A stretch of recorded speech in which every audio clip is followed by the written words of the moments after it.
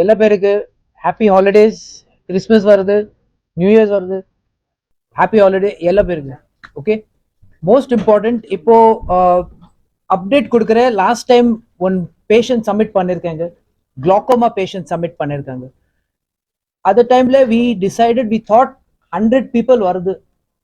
But actually what happened was eye opening for us. It was unbelievable. 250 people entered that hall. Yella pair got screened for glaucoma. Their treatment started after that, and they got educated about how eppadi glaucoma வீட்ல எப்படி treat பண்ணோம், how to handle relatives-க்கு எப்படி drops போடணும், small things. The questions alla கேட்டிருக்காங்க. It was eye opening for us to teach the basics. எல்லா பேர் ரொம்ப high level advance லெவல்ல டீச் பண்றாங்க. இப்போ we are thinking now, teach more basic level understanding of the problem. என்ன disease இருக்கு, அது disease-க்கு if we can explain the basic, people are more knowledgeable and they அதுக்கு அட்வான்டேஜ் வீட்ல ரிலேட்டிவ்ஸ்க்கு ஜாஸ்தி இருக்கு. Today we are going to talk about myopia summit. So myopia என்ன இருக்கு doctor Soundari explain பண்றேன். பட் இம்பார்ட்டன்ட் இங்க, myopia is one of the leading causes of preventable blindness also. We need to understand this. I'm going to hand to Dr. Soundari to talk to us about myopia and prevalence. Inna 1.5 billion people in India.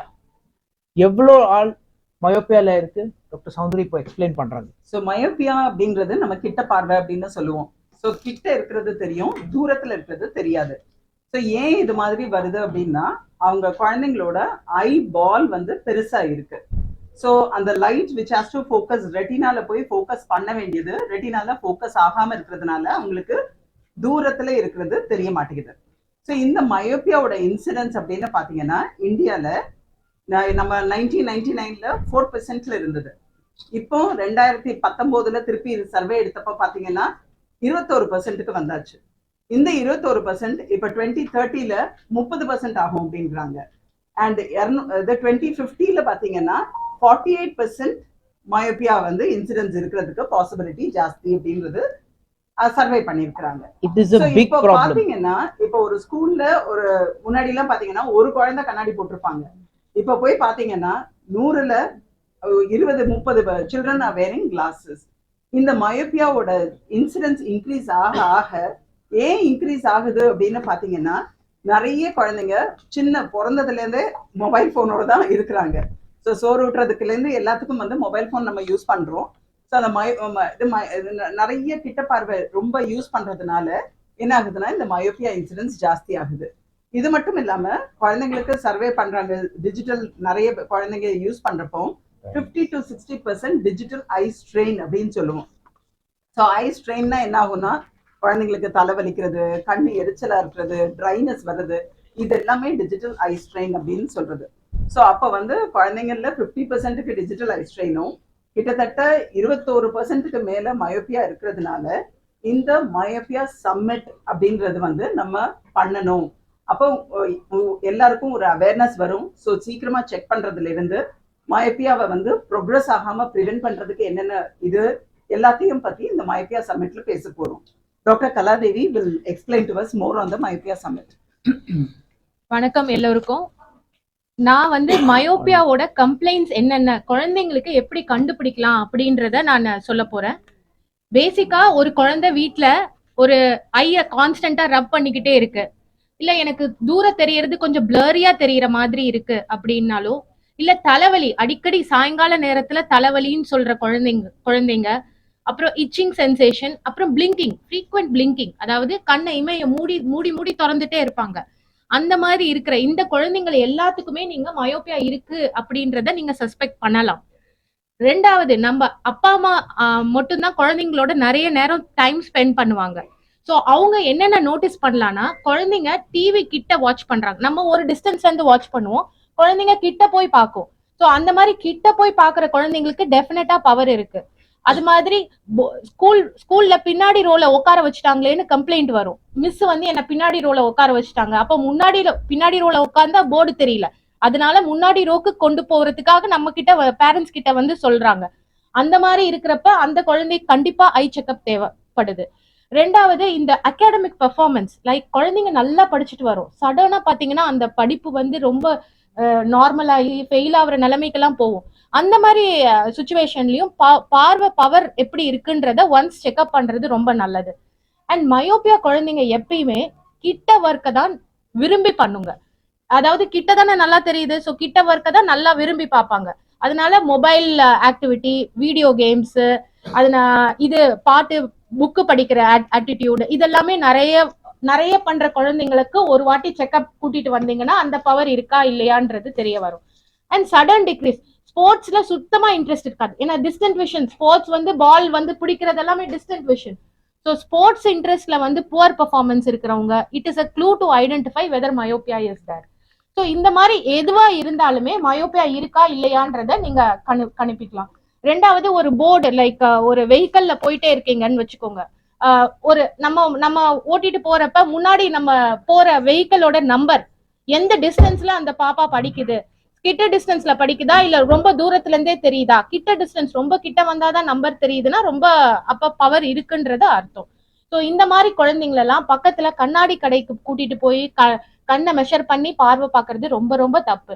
ஏன்னா அது வந்து என்னென்ன process இருக்கு, எதனால myopia வருது, ஒருவேளை வேற ஏதாவது ப்ராப்ளம் அடிஷ்னலா இருக்கா, இல்ல ஸ்குவிண்ட் இருக்கா, இந்த மாதிரி எல்லாம் பார்த்து ஐடியலா ஒரு கண்டாக்டர் கிட்ட ஃபர்ஸ்ட் செக்அப் ஐடியலா ஃபுல்லா பண்ணிருக்கணும், ஃபுல் ரெட்டினா செக்அப் எல்லாமே பண்ணிட்டு கிளாஸ் கொடுத்துருக்கணும். இந்த மாதிரி கூட்டிட்டு வந்தீங்கன்னா யூஸ்ஃபுல்லா இருக்கும். அண்ட் இந்த ப்ரோக்ராம் வந்து இத பத்தி ஃபுல்லா கவரேஜ் கொடுப்பாங்க. ஒரு மயோப்பியானா என்ன, ஒரு அது என்ன மனநலனை என்ன பாதிக்கும், எல்லாத்தையுமே ஒரு கவரேஜ் மாதிரி இது ஃபுல் ஒரு பேஷண்ட் இன்ஃபர்மேட்டிவ் ப்ரோக்ராம் மாதிரி இந்த சம்மிட் நடக்க போகுது. நான் எந்த ஏஜ்ல கண்ணாடி போட்டீங்க, கண்ணாடி எத்தனை வருஷமா போட்டுட்டு இருந்தீங்க, இப்ப ஏதாவது ட்ரீட்மெண்ட் எடுத்திருக்கீங்களா என்னன்றது சொல்லுங்க. நான் 8 இயர்ஸ் 8th ஸ்டாண்டர்ட் முதல்ல யூஸ் பண்ணிட்டு இருக்கு. எனக்கு சுத்தமா கண்ணு தெரியாது. என்னன்னா நான் இப்போ இங்க உட்கார்ந்துட்டு இருக்குன்னா எனக்கு உங்களோட ஃபேஸே கிளியரா இருக்காது, அந்த மாதிரி தான் இருந்தேன் எனக்கு. ஸோ என் ஊர்ல போய் நான் டாக்டர் செக் பண்ணப்போ எனக்கு கிளாஸஸ் தான் தந்தேன். ஸோ கிளாஸஸ் யூஸ் பண்ணும்போது எனக்கு சுத்தமா கிளியரா இருக்கும். எனக்கும் இஷ்யூஸ் இருந்தேன், என்னன்னா வெளியே போக முடியாது, கிளேரிங் அந்த மாதிரி இஷ்யூஸ் இருக்கும், மாஸ்க் போடும்போது ஃபாகிங் மாதிரி இருக்கும். ஸோ அது நிறைய எனக்கு இஷ்யூஸ் இருந்தேன். ஸோ அம்மா கிட்ட எப்பவும் சொல்லிட்டு இருக்கும், இந்த மாதிரி தான் எனக்கு சுத்தமா கிளாஸ் யூஸ் பண்ண முடியலை அந்த மாதிரி சொல்லிட்டு இருந்தேன். ஸோ ஒரு 18 இயர்ஸ்க்கு அப்புறம் இந்த மாதிரி சர்ஜரி ஆப்ஷன் இருக்குன்னு இங்க வந்ததுக்கு அப்புறம் தான் ஞான் தெரியுது. ஸோ இப்போவே பவர் கொஞ்சம் வேரியேஷன்ஸ் இருக்கு, கொஞ்சம் കഴിഞ്ഞதுக்கு அப்புறம் பண்ணிக்கலாம்னு சொல்லிட்டேன். டாக்டர் ரம்யா மேம் தான் எனக்கு செக் பண்ணி ஓகே இப்போ சர்ஜரி பண்ணிக்கலாம் அந்த மாதிரி ஆப்ஷன் தந்தேன் எனக்கு. ஸோ அப்பதான் நான் சர்ஜரி பண்ணிட்டேன். When you heard that you have to wear glasses, did you feel good, bad, எப்படி, what was that feeling? இப்போ அது சொல்லுங்க. குட். என்னன்னா எனக்கு ஒரு நார்மல் பீப்புள் எப்படி விஷன் கிளியரா இருக்கோ அந்த மாதிரி எனக்கு விஷன் கிளியரா இருக்கு, பெட்டரா இருக்கு. Now but எப்போ 8 இயர்ஸ்ல எப்போ when you heard 8 வயசுல when you heard அப்போ எப்படி ஃபீல் பண்ணீங்கன்னு கேக்குறாங்க. சுத்தமா கண்ணு தெரியாது இல்ல மேம், கிளாஸஸ் யூஸ் பண்ணும்போது தான் எனக்கு கிளியரா இருக்கும். ஏன்னா இந்த டிஸ்டன்ஸ்லும் எனக்கு உங்களோட ஃபேஸே கிளியரா இருக்காது, அவ்வளோ பவர் இருந்தது எனக்கு. so all of you just listen, did not feel, ஒரு ஃபீலிங் நல்லா இல்ல, எல்லா குழந்தைக்கு சேம் ஃபீலிங் இருக்கு. -4.75 கான்ஃபிடன்ஸ் லெவல் ஃபுல்லா டவுன் ஆயிடுவேன். வெளியில போனதுக்கு பேசுனதுக்கு கான்ஃபிடென்ஸே இல்லை, பிகாஸ் மயோபியா இருக்கு. நவ் அவனு சொல்ல இப்போ 18 இயர்ஸ் ஏஜ்ல செக்அப் பண்ணிட்டு ரிஃப்ராக்டிவ் சர்ஜரி பண்ணிருக்காங்க. But now why are we doing myopia summit? யார கேட்டிருக்காங்கல்ல, why are we doing இப்போ? Because there are new investigations, புது investigation இருக்கு, and there is புது treatment for prevention. We can prevent this problem by myopia control. We can prevent this problem by reducing the power. She had 4.75 power. It could have been 1, it could be 2 at that time itself. You can prevent. You don't allow that eye to become long. There is a prismatic effect to glasses that they have brought, which is called myopia control glasses. Come learn about it. அதுதான் main issue with the myopia summitல. Learn about this. You will understand we can prevent this epidemic from becoming one. Okay.